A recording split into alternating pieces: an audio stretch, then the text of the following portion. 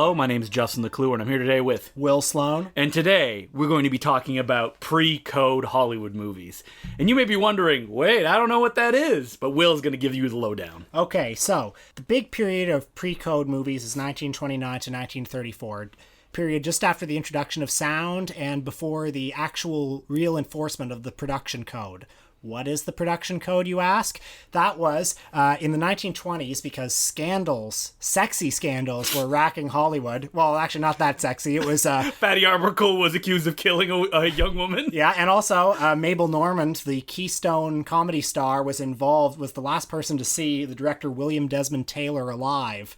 And it's still an unsolved murder. And there was... Wait, the Important Cinema Club going to crack the case? Yeah, it was me. Oh my God. But, in that trial, details of affairs and cocaine addiction came out. So that plus risque films in general led to a lot of women's groups, conservative groups, religious groups saying we need a boycott on Hollywood. So Hollywood introduced the production code, which was a self-censorship office that would rein Hollywood successes in to keep movies from being censored at a local level. And for a long time, it was mostly something that was state-run. Movies would be censored based on whatever the state statures would be. Like maybe, I don't know, Wisconsin hates bare women legs, so they would censor that.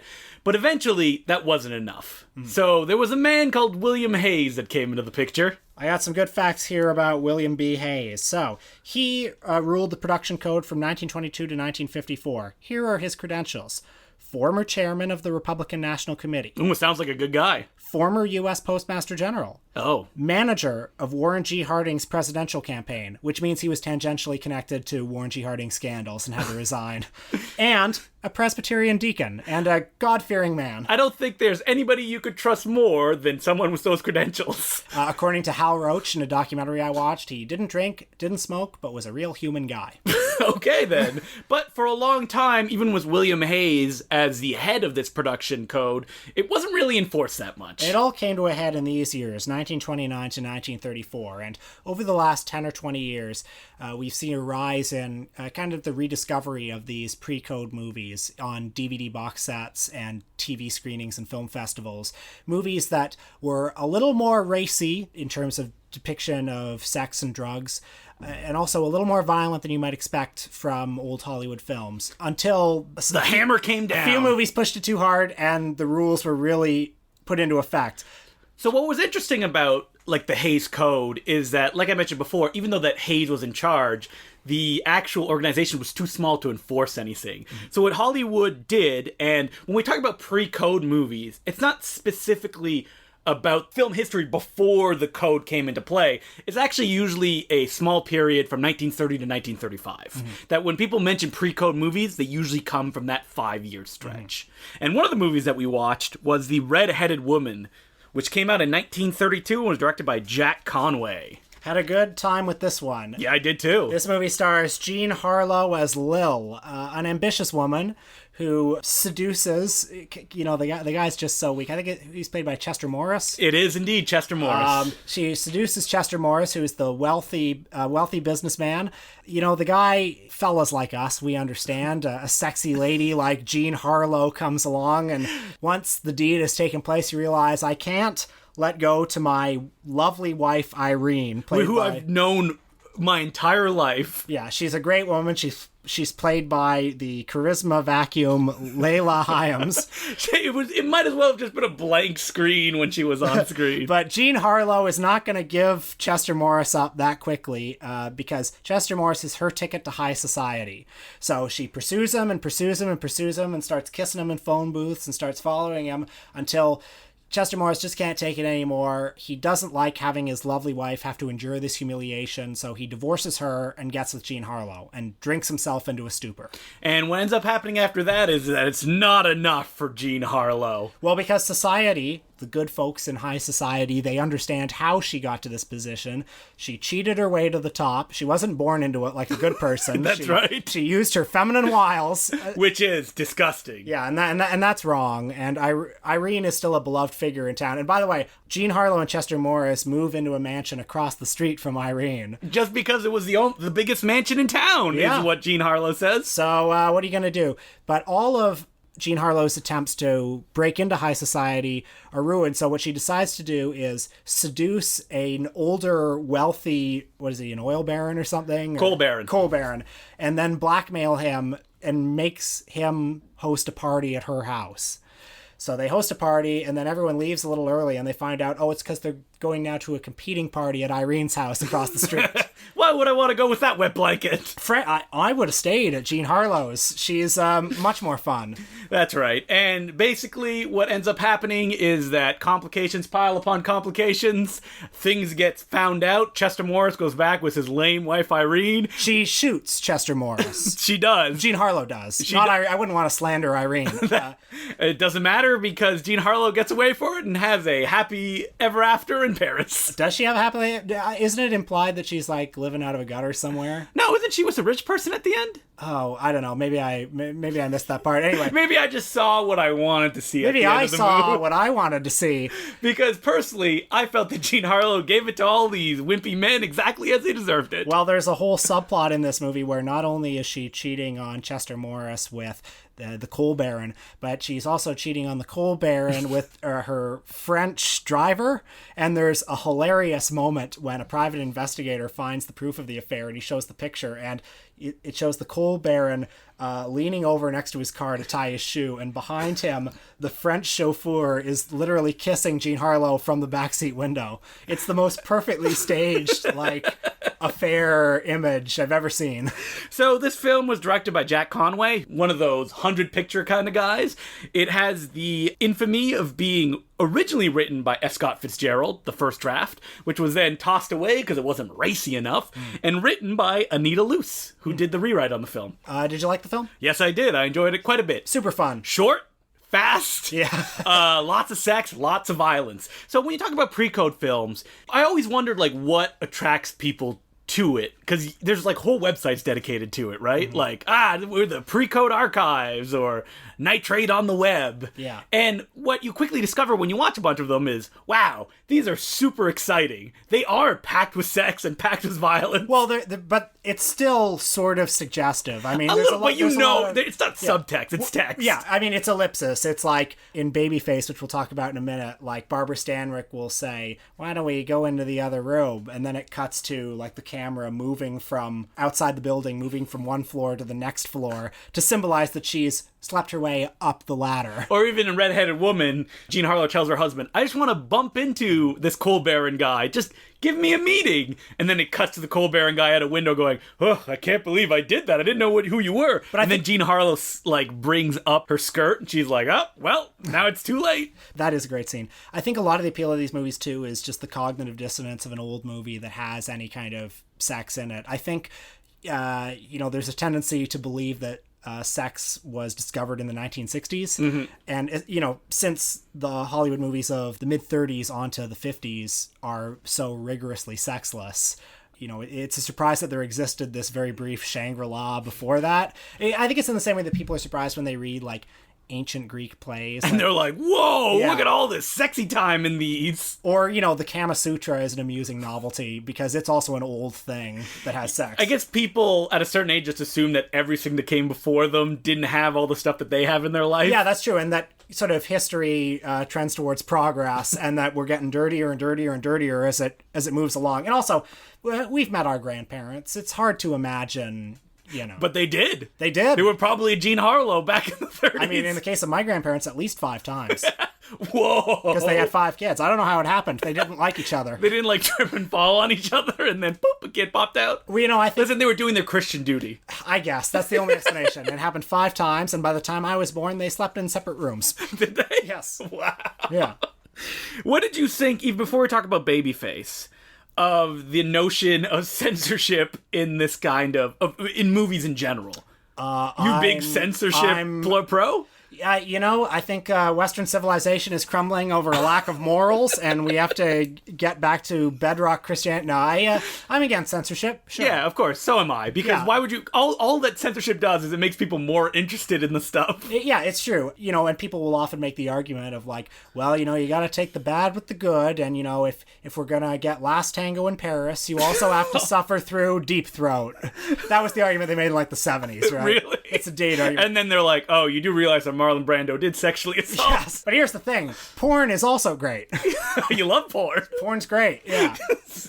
That's why politicians haven't been able to run on like kind of a fire and brimstone censorship platform Because anymore. people like pornography so Well, much. Pornhub has just made it so that like, you know, Yeah, but- everyone's seen it. But the Everyone thing loves is that people are just in denial of it, right? Yeah. Like you were saying that even William Hayes had to quit a presidential campaign that was mired in scandal, or every Republican senator that we learn goes to some seedy bathroom somewhere to receive blowjobs. Well, that's why, like, you know, Kinsey was such a huge shock in the 40s or the 50s because, you know, he was making the case that premarital sex was actually the norm, not the exception. And it's like, we don't talk about that kind of stuff. Which people just denied. So we also watched Babyface, a 1933 movie. Probably the most notorious pre-code movie. Yeah, right? if you search pre-code, that's the first one that comes Yeah. up. It's another one about a woman that sleeps her way to the top or uses her feminine wiles for her own gain. So the movie starts in a seedy district of Pennsylvania where Barbara Stanwyck is working at her father's shitty gin joint. Her father, a drunkard and a lout, often pimps her to his clientele. And the only person she can confide in is the kindly cobbler, who in the uncut version... Did you see the uncut version? Maybe. There was a 71-minute version that was in circulation ever since its release, but there was a 75-minute print that was discovered in the archives in 2004, which apparently no one had ever seen since its first release, and that's a version that's available on DVD now. So that version has another 4 minutes, some of which substantially alter the tone of the movie. One of the alterations was that the cobbler read her a quote from Nietzsche. Oh, I did see that version, yes. where Nietzsche said, all life, no matter how we idealize it, is nothing more or less than exploitation. And then he makes the case to her, exploit yourself. Use men to get what you want. And another scene that wasn't in the theatrically released version was when she's hitching a ride to the big city on a boxcar on a train, and the yard man discovers her with her black friend. Servant, yes. She says to the yard man, maybe we can work out a deal. And then there's a shot of the yard man going, yeah. Yeah, and it's implied that she fucks the yard man. Or gives him a blowjob, you know, Or, one yeah. or the other. Sure, whatever. Maybe even a handy. We don't know.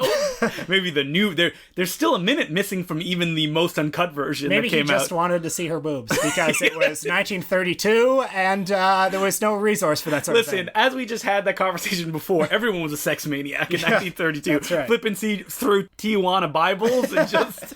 Oh man, I can't wait to see Donald Duck have sex with Betty Boop in this Tijuana Bible.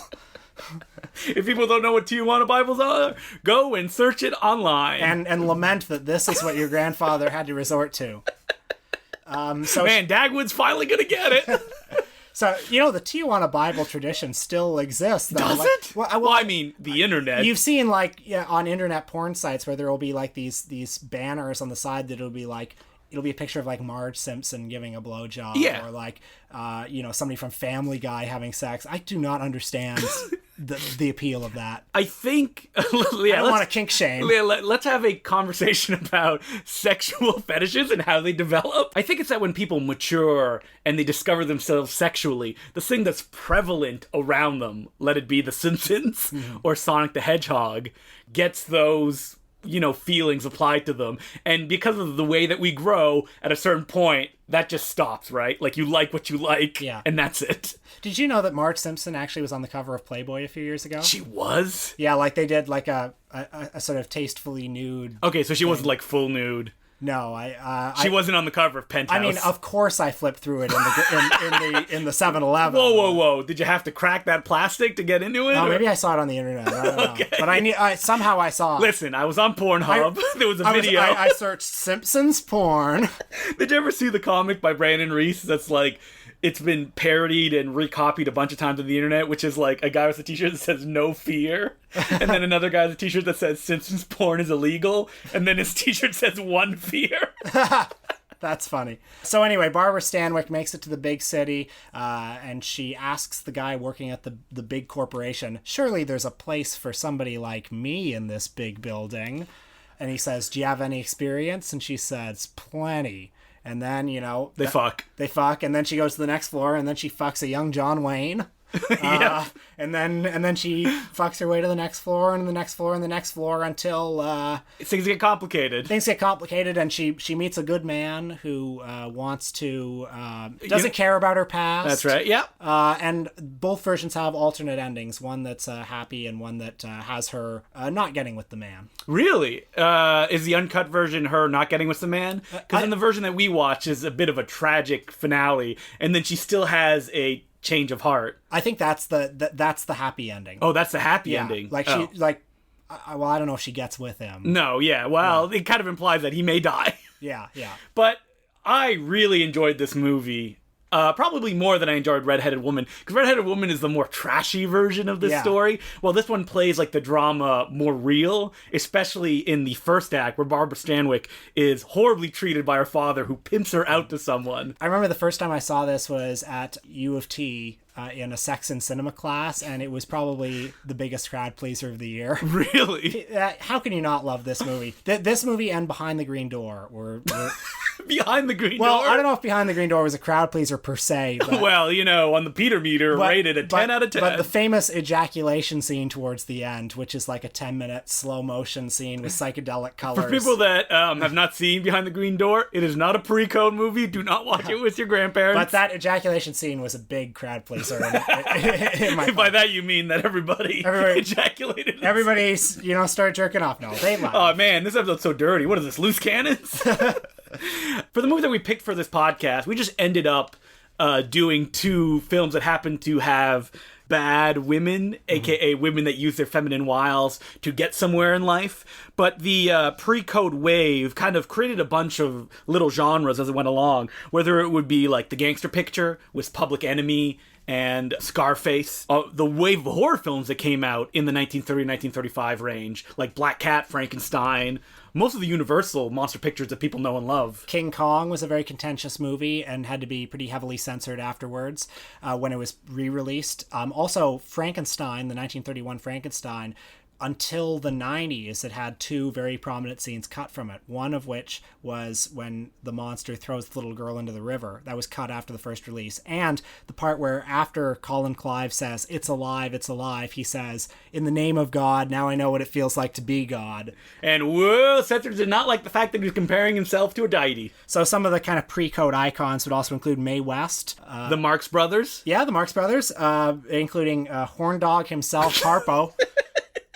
W.C. Fields had this famous short, The Dentist, from 1932, where he plays a dentist and he's operating on a woman and she puts her legs around him and he kind of picks her up while he's operating her. And that had to be cut after the code. Because they assumed they were fucking or something like Well, that. because it was very suggestive. In fact, W.C. Fields liked to fuck with the censor board by saying things like, he had a catchphrase where he would go, Godfrey Daniel, in a way that sounded like goddamn. Yeah. Godfrey Daniels.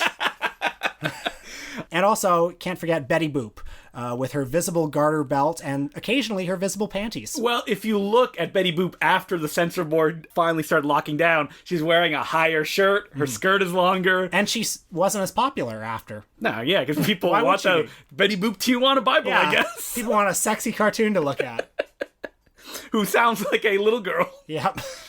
But when you look at the pre-code films that we watch for this podcast, we also watch another one, 3 on a Match. Which is one of my favorites.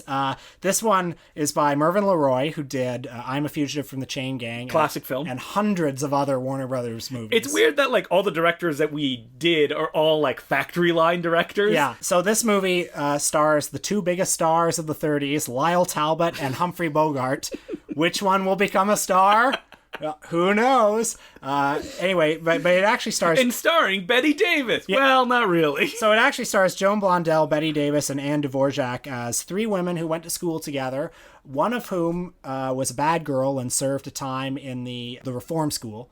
But they grow up, and it turns out that the bad girl becomes the good girl, and the good girl, the rich one, played by Anne Dvorak, becomes tired of being rich, becomes tired of her husband, and decides to go slum it with a sinister gangster and a gambler played by Lyle Talbot. Yep, that's right. Lyle Talbot, if you don't know who Lyle Talbot is, He was briefly pitched as being a Warner Brothers star in the early 30s and then was quickly discarded.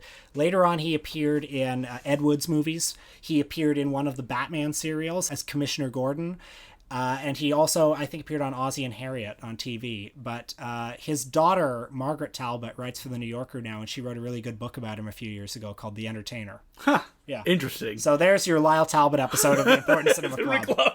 You don't have to ask us now. We gave everything we're going to give. So Lyle Talbot is deeply in debt, and also he's got Anne Dvorak addicted to drugs. And then the gang comes to collect the debt, and who's in the gang? Mr. Humphrey Bogart himself. And when the two of them are on screen, it's like, yeah, I get it why Bogart became the star. But that actually only happens near the end of the film, because for like the first half, you assume this will be just another like woman uses her feminine wiles to dominate a man and get her way. But instead, it turns into even a more depressing story where the woman tries to run away from her boring rich life and ends up like abandoning her child, who's played by the most annoying child actor in the history of cinema, who talks like this all the time. So Joan Blondell, who plays the girl who went to the reform school but then later became good, adopts Anne Dvorak's child, and in fact she marries Anne Dvorak's good ex-husband. Who's much older than them, but you know, that's okay, right? And so Lyle Talbot thinks, well, I can get out of my debt by going to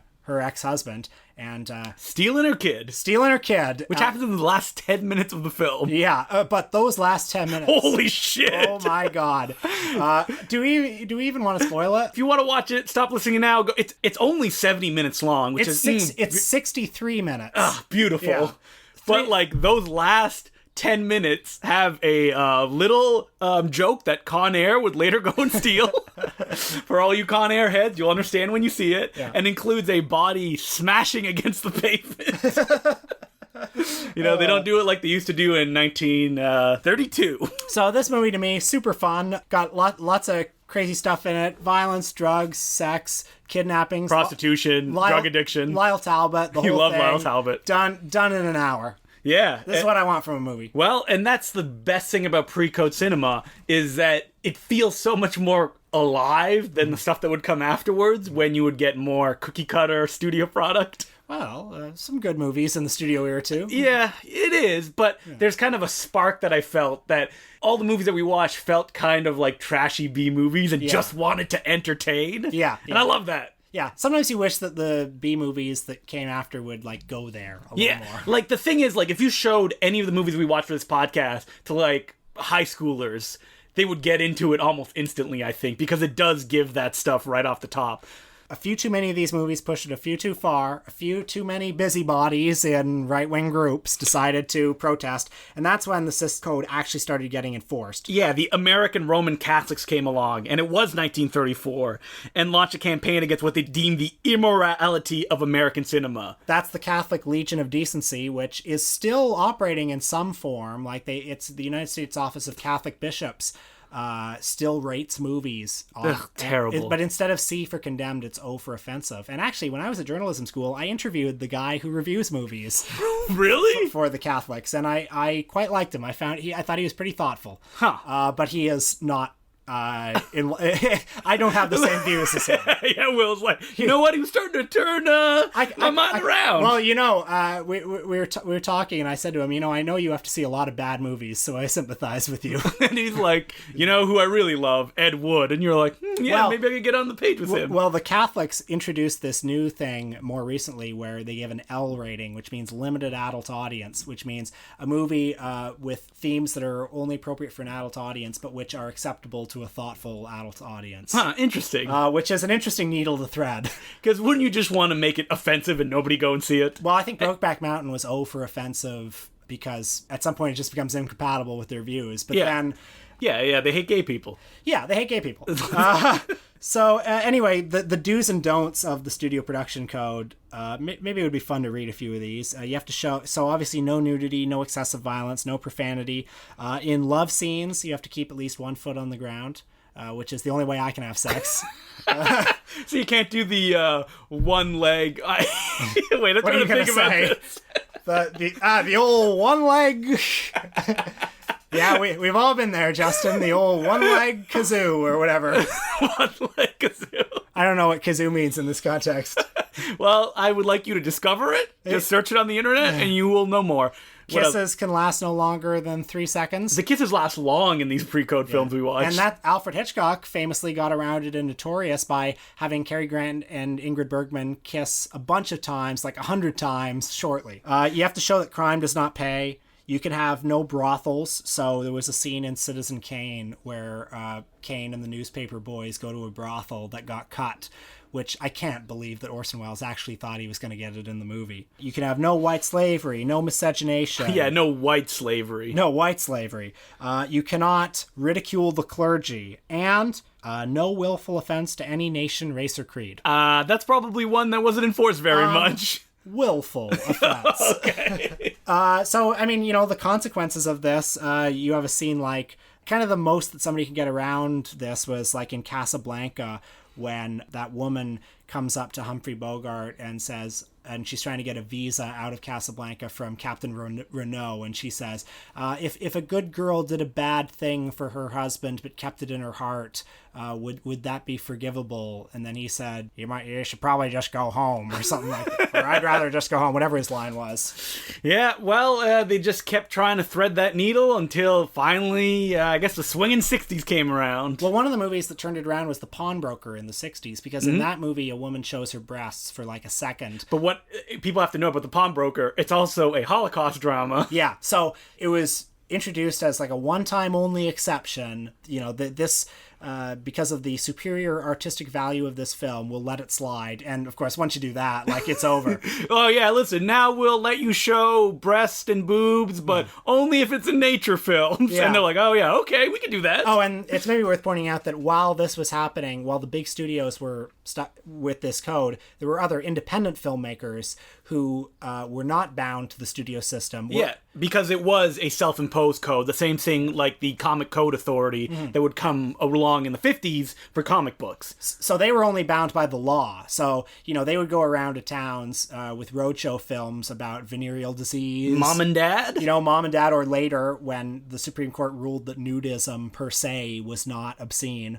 You got nudist camp movies. Yeah, baby. And it was just, whatever could be played in a town. As long as they don't, chase you off on a rail, you're good. Yeah. Just before we get off the subject of pre-code films, I did get to see Heroes for Sale, a William Wellman film, and that's a good example of a film that doesn't feel trashy. It's actually using the kind of pre-code period to delve more into just misery. Because it's like a World War I film about a soldier who doesn't get recognized for all the stuff that he does, gets addicted to morphine, worked in a factory that then gets mechanized so everybody gets fired and ends him up in jail, and finally he ends up a homeless man. And all this happens in a 70-minute span, and it's great, but it's a kind of incitement that this film would tackle that completely got stamped out after the code came into effect. But they're still out there, and you can watch them now in pristine versions. Like we mentioned, Warner Brothers put out a bunch of box sets. Yeah, an excellent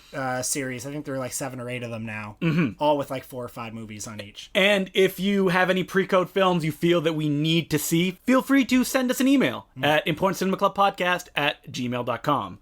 All right, so now it's letter time. We actually have one letter. It's letter time, it's letter time. That's my little tribute to Nicholas Pickles.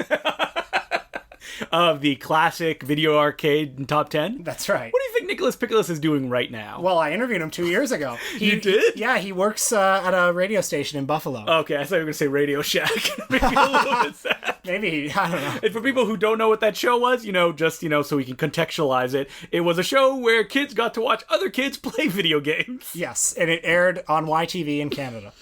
So the letter goes, Hello, Important Cinema Club. As I am especially fond of your Takedown episodes, the Santa Clauses and Adam Agoyans of your back catalog, to identify just 2, I really enjoyed the latest episode's Ron Howard ribbing. What I'm wondering is if you'd ever consider tackling Hollywood's other great journeyman director, Rob Reiner. While I'm sure we can all agree Reiner's highs are far higher than Howard's, his lows may be even lower and also make up a greater chunk of his filmography. Do you think there's another director more deserving of the second banana journeyman designation than Reiner?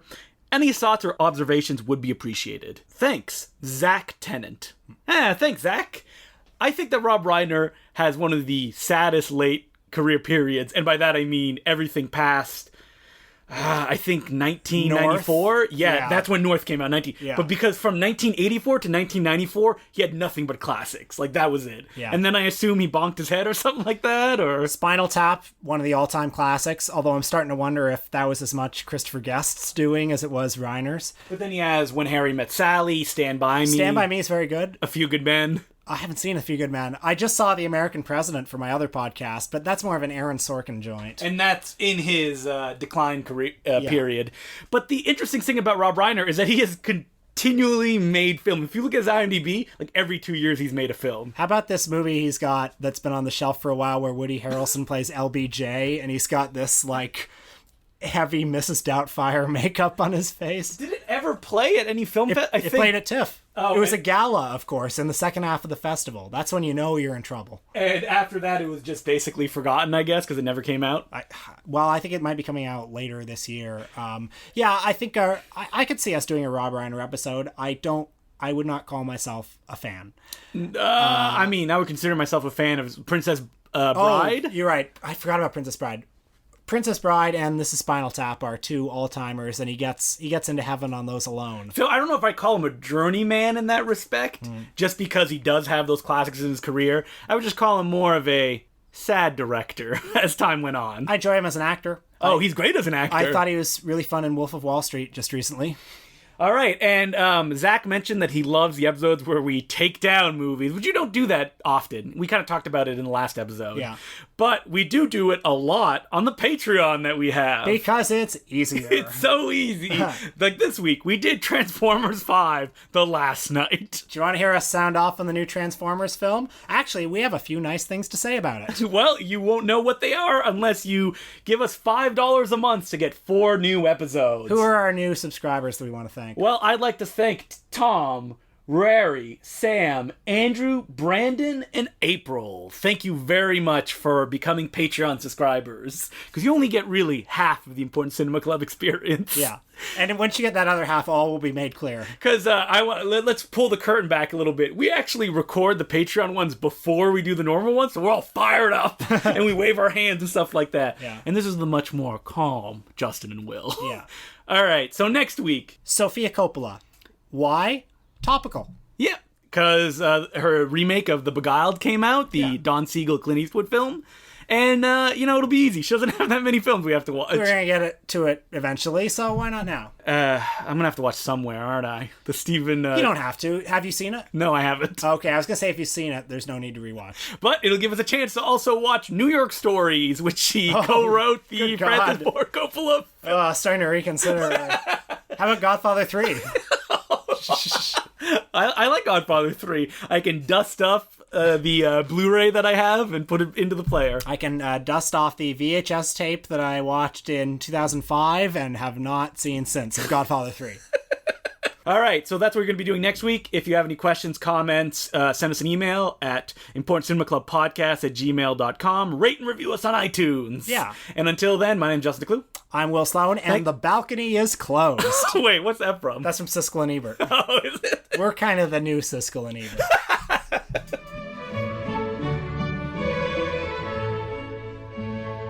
We've talked about Lucio Fulci on this podcast before.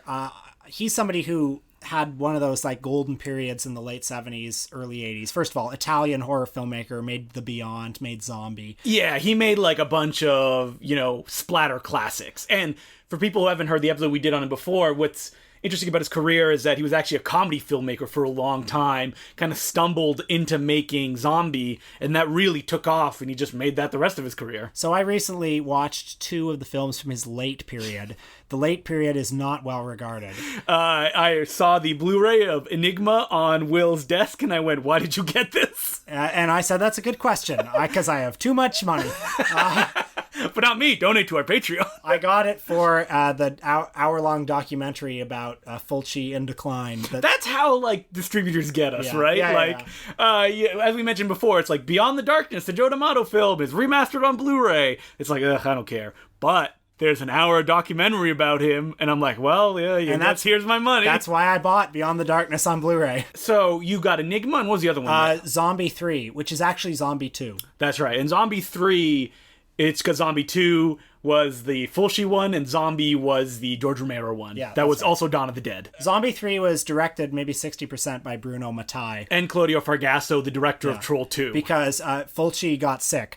But Enigma was a full-on Fulci joint, which is kind of a cross between Carrie and Suspiria, but without the style of those two. Zombie 3, Consumer Report, I thought it was super fun. Yeah, Zombie 3 is one of those trash classics. Yeah. Like, you can't go in expecting to be on, but you expect a bunch of crazy bullshit, like the fact that the film is narrated by a DJ who at the end reveals he has no eyes. Yeah. So I guess he's a zombie. And Enigma, not as good. Long, boring stretches, but several really good parts. One of which is a naked woman covered in snails. Listen, What do you do with that? man, I haven't seen Enigma, and I'm like, I guess I have to watch Enigma now. Okay, just look up that scene because it's like you're looking at it and you can't process what you're looking at. It's like Dali would be proud of an image like this, a woman covered in real snails. Do you feel a kind of completist mentality when it comes to filmmakers that you like in their later periods? I'm often interested in the later period because that's where the decline is, and it's kind of interesting to see. I don't know, what did Edward Said say about late style? It's like that's what that's when the style becomes more confrontational because it's going against the grain somehow.